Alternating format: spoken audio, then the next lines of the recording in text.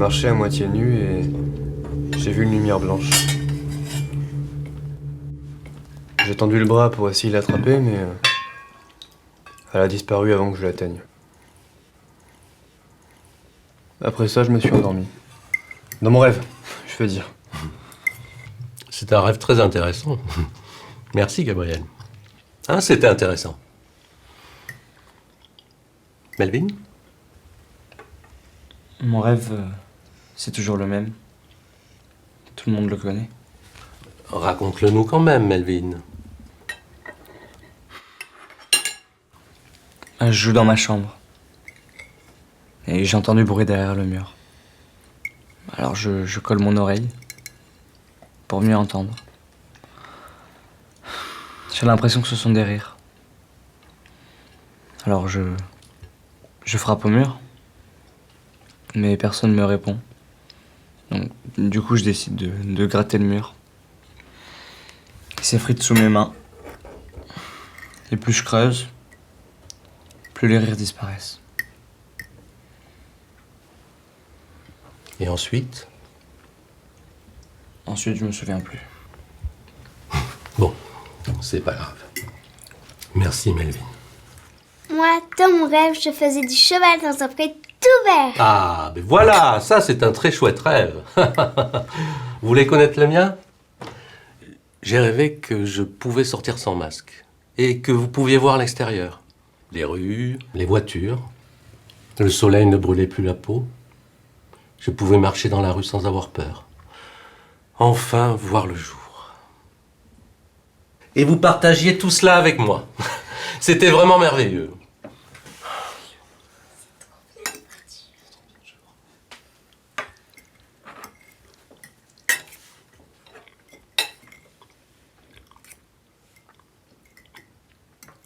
Reprenez vos manuels, on va continuer là où on en était.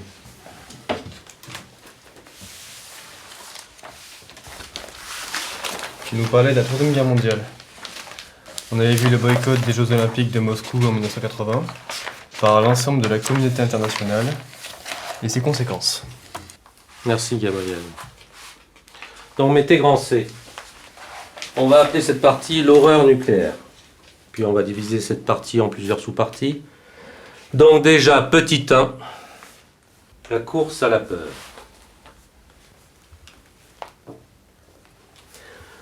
Vous vous rappelez ce qu'ont récupéré les Russes?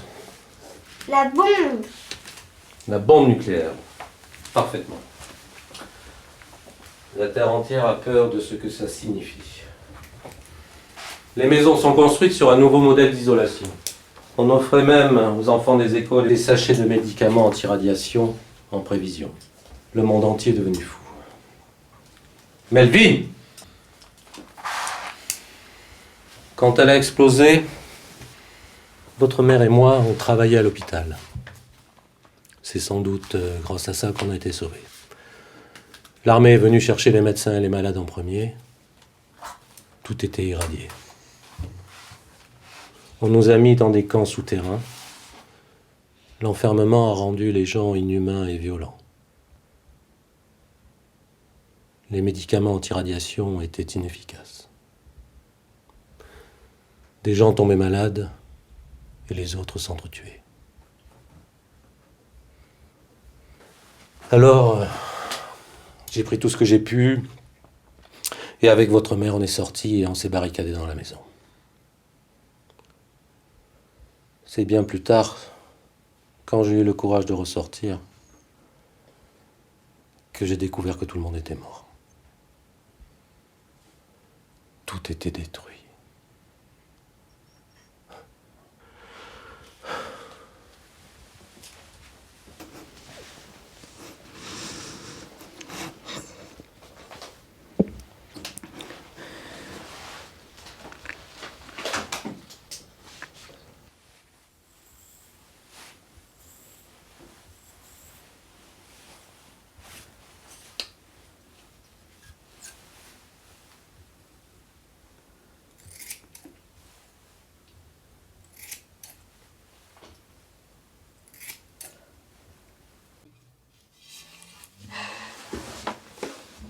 Où est-ce que tu vas? On ne doit pas sortir? Je veux dire quelque chose à maman. Reste ici. Je veux jouer avec maman, j'en ai marre qu'elle bouge pas. On n'y peut rien. C'est comme ça. Il faut attendre qu'elle aille mieux, grâce aux médicaments.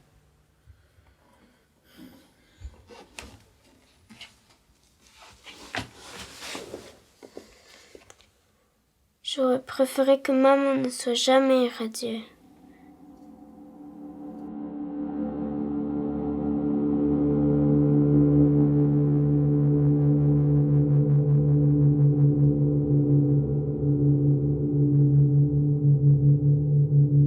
Grimpe la colline. Ouais. Allez, à toi. Ouais. Allez, fais une course. D'accord.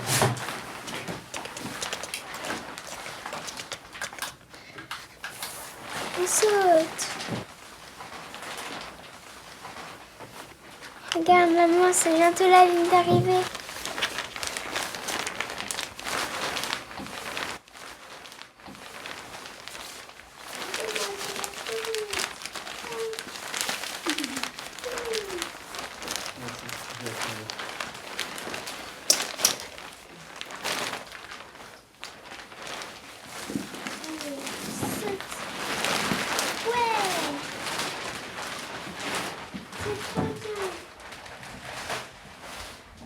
Allez, je saute.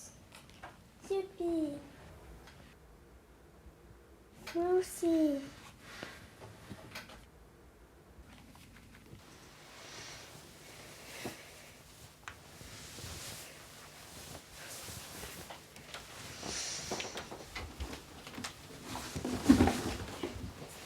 Tu veux venir jouer? On a au moins 1 heure ou 2 avant que Pierre vienne nous ouvrir. Non, j'attends papa. Tant pis pour toi. Tu vas t'ennuyer? Je m'ennuie pas. T'as bien dormi? Non. Qu'est-ce qu'il y a? J'ai mal au ventre. Mal comment? Très mal.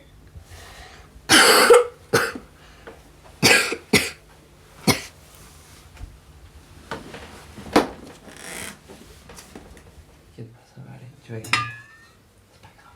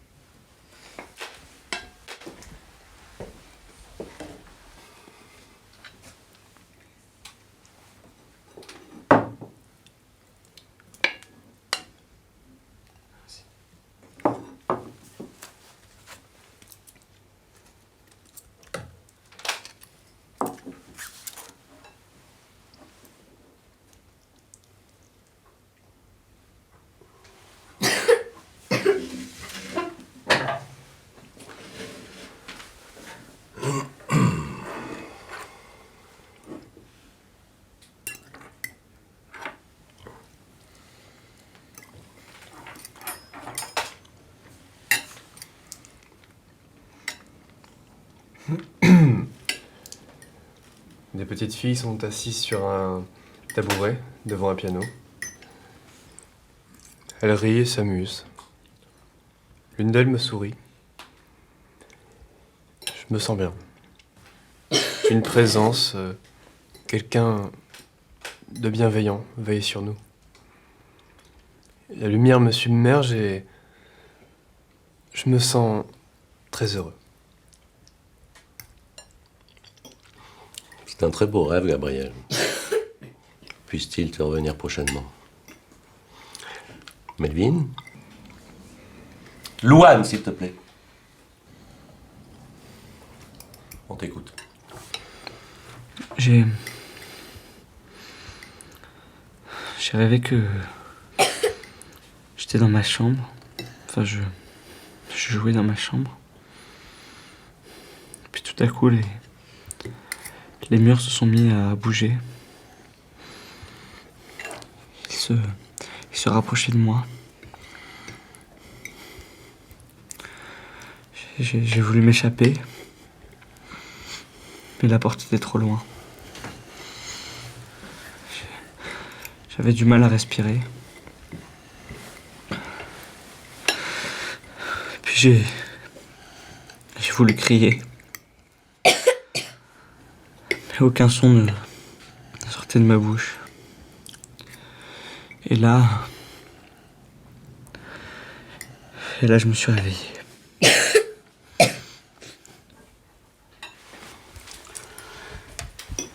Il y a quelque chose dont tu voudrais me parler, quelque chose qui te tracasse. Je crois que Loan est malade. Mais si ce n'est que ça, Melvin, ce n'est pas grave, il ne faut pas que tu t'inquiètes. Avec Gabriel, vous êtes déjà tombé plusieurs fois malade, et tout s'est toujours bien arrangé. Tu as sûrement raison. Il faut rester unis, Melvin. C'est une question de survie. On est bien d'accord? Oui, on est bien d'accord.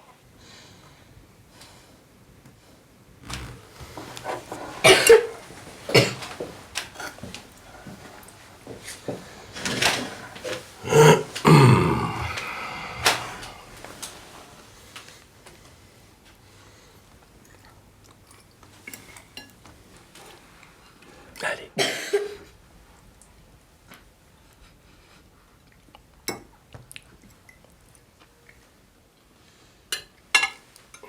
C'est bien. Pourtant, prodigieuse était la quantité de choses qu'il y avait entassées. Pêle-mêle, on y distinguait des machines et des piles électriques, des dynamos. Voilà. Qu'est-ce qui se passe, Johan? Tu as trouvé les médicaments? Malheureusement non, mais j'ai un cadeau pour ma petite fille. Allez, ouvre. Bah, ouvre. Moi qui croyais te faire plaisir. Bon, écoute, je te laisse là, tu en feras ce que tu veux.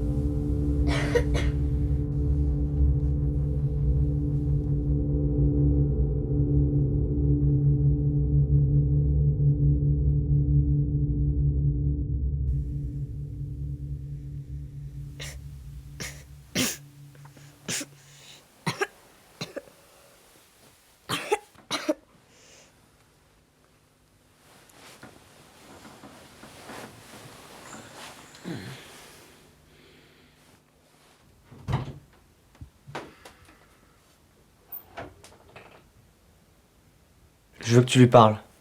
Pour les médicaments. Je sais pas, Melvin. Père sait ce qu'il fait. Nous devons rester unis et avoir confiance en lui. Mais il est bizarre. Tu l'as déjà vu comme ça avant? Père m'a dit d'être fort et d'affronter cette épreuve. C'est une situation difficile, mais tout va s'arranger. Tu dois croire en lui. Il fait des choses incohérentes. N'oublie pas que c'est Père qui veille sur nous depuis que tout ça est arrivé. Et grâce à Dieu, nous sommes toujours là. Ouais. C'est bien ça le problème. Sois patient, Melvin. Je prierai pour Louane.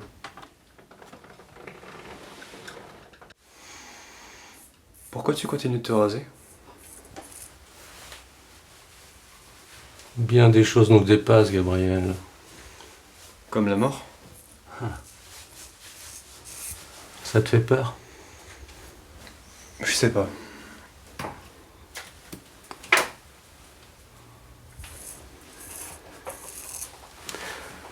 L'homme a fait des choses terribles, des choses que moi-même j'ai du mal à pardonner. Quel genre de choses? Tu le sauras bien assez tôt.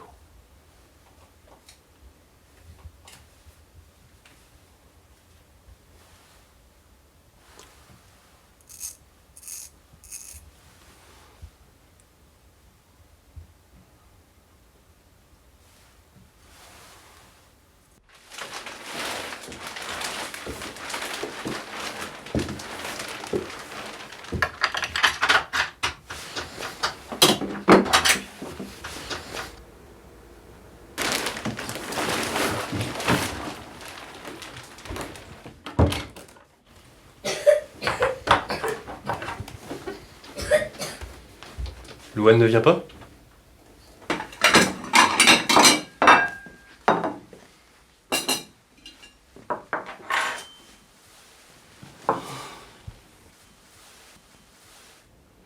Louane attend toujours ses médicaments. T'as rien fait. C'est encore moi qui décide ici. Tu n'as rien à dire, tu n'es rien. T'es complètement taré.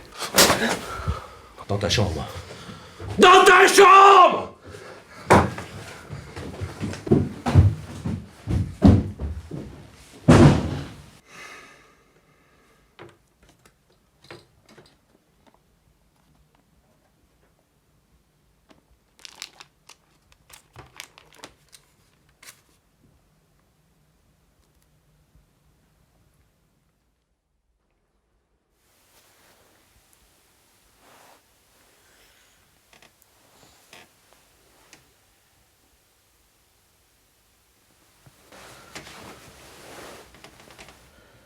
Louane? Louane, qu'est-ce qu'il y a? Louane! Louane, qu'est-ce qu'il y a? Louane!